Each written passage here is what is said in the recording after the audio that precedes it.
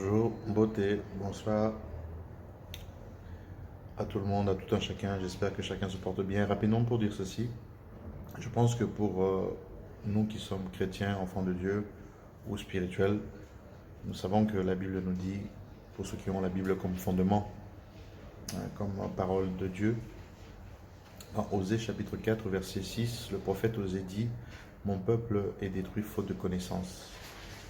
Et lui-même, dans le chapitre 6, verset 3, il dit, connaissons, cherchons à connaître Adonai Yahweh, car sa venue est certaine que celle de l'aurore. Donc nous comprenons qu'il a pu prendre le temps, dans sa marche, dans la mission qu'il avait sur la terre ici, de constater qu'au fait que le Seigneur lui a fait comprendre que le peuple de Dieu mourrait par manque de connaissance, de révélation. Voilà pourquoi il est demandé aux filles du royaume de Dieu, de révéler le Christ, le Messie. Parce que Romains, lui, nous dit que euh, le peuple attend avec un ardent désir la révélation du Fils. Voilà pourquoi il faut devenir d'abord fils pour pouvoir révéler celui qui a été envoyé pour sauver le monde et le Père Céleste. Alors,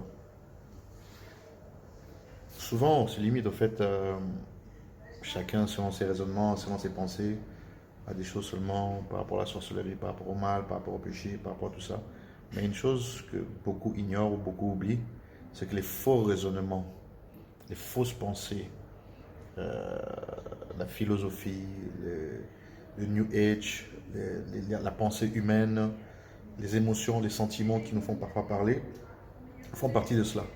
Parce que dans 2 Corinthiens chapitre 10, l'apôtre Paul nous dit, si nous marchons dans la chair, nous ne combattons pas selon la chair, car les armes que nous utilisons dans la Bible français courant ou Louis II, les armes que nous utilisons ne sont pas charnelles, mais elles sont spirituelles, pour renverser les faux raisonnements, les fausses pensées. Vous voyez? Donc, c'est pour ça que vous allez voir que on va sur les réseaux sociaux, sur Internet, ici et là, puisque depuis quelques années, on a accès librement sur les réseaux sociaux pour que chacun puisse s'exprimer. Ce n'est pas une mauvaise chose.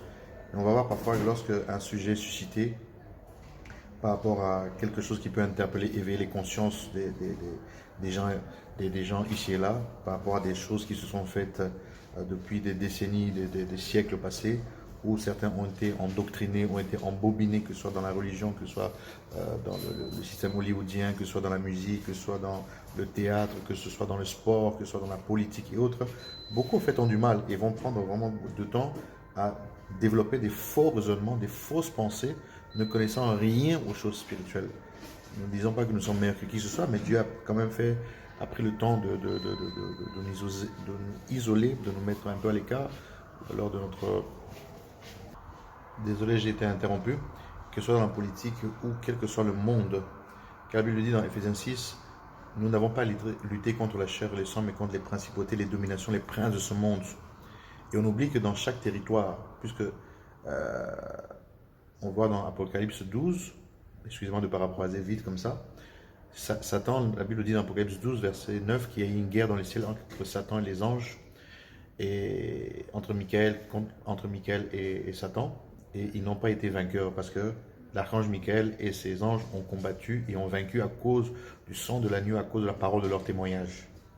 Et ça, nous comprenons que Paul va revenir avec ça pour dire, pour ne pas contredire Jean, puisqu'ils avaient le même esprit, nous n'avons pas lutté contre la chair et le sang, mais contre les principautés, les dominations, les princes de ce monde. Donc dans chaque territoire, puisque Satan a été éjecté, rejeté du ciel, il a été éjecté sur la terre, partout, il domine. Vous voyez, partout, il domine. Et il a enragé tellement contre le Seigneur qu'il a déchu de sa place, qu'il a retiré, parce que Dieu, dans sa sainteté, ne pouvait pas rester avec quelqu'un d'impur, avec des mauvaises idées, des mauvaises pensées, avec un plan diabolique et satanique qu'il avait planifié. Il a retiré de sa présence. Et quand il est venu sur la terre, son seul but, c'était au fait de montrer à Dieu qu'il était aussi fort, alors qu'il n'est pas fort. Il est puissant, mais il n'est pas tout puissant, puisque le Seigneur est tout puissant. Voilà pourquoi en fait il va tout faire manigancer dans sa stratégie, dans sa ruse, pour injecter des mauvaises pensées, des mauvaises idées, des faux raisonnements dans la tête de certains, pour pouvoir les désorienter au fait de la pensée du Seigneur. C'est pour ça que l'apôtre Paul va dire aussi à Timothée, le jeune Timothée, dans 2 Timothée, chapitre 3, je pense, dès ton enfance, tu connais les saintes lettres qui peuvent te rendre sage au salut par la grâce du Seigneur, par la puissance du Seigneur, car toute écriture a été inspirée de Dieu et utile pour enseigner, pour corriger, pour convaincre, pour instruire l'homme afin qu'il puisse marcher dans l'accomplissement de la volonté de Dieu sur la terre. Voilà pourquoi il est très dangereux de pouvoir parfois rentrer sur des sujets ne comprenant pas les réalités spirituelles, parce que c'est le monde spirituel qui régit le monde physique, on ne doit pas l'oublier. Et je n'ai pas envie de citer des noms ou quoi que ce soit, mais simplement pour dire, quels que soient les domaines de la vie, faisons attention. Parce que beaucoup parlent, beaucoup disent des choses, mais en réalité, beaucoup ne comprennent pas les choses spirituelles.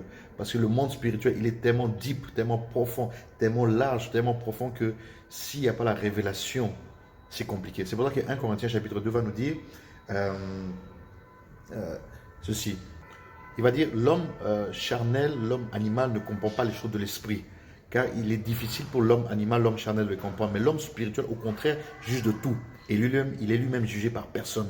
Voilà pourquoi, quand on reçoit l'Esprit de Dieu, en ayant une communion, une relation, une vie de méditation de la parole de Dieu et une communion spirituelle avec le Seigneur, il nous fait comprendre, ou il ouvre nos yeux spirituels afin de comprendre tout ce qui se fait autour de nous. Voilà pourquoi je nous recommande à prendre vraiment, je nous recommande vraiment à nous concentrer et à méditer, à lire selon Job chapitre 1er verset 8, que ce livre de la loi ne s'éloigne point de ta bouche, médite-le jour et nuit afin que tu réussisses dans tout ce que tu entreprendras, dans tout ce que tu feras. Parce que ce n'est qu'avec cela qu'on peut avoir une communion, la révélation de la connaissance de Dieu. Car Dieu, il est la sagesse infiniment variée, il a connaissance par excellence et c'est lui qui nous donne toutes ces choses-là. Quand on lui fait confiance, on s'attache à lui. Que Dieu vous bénisse et à bientôt, car mon rendez-vous est à... Merci.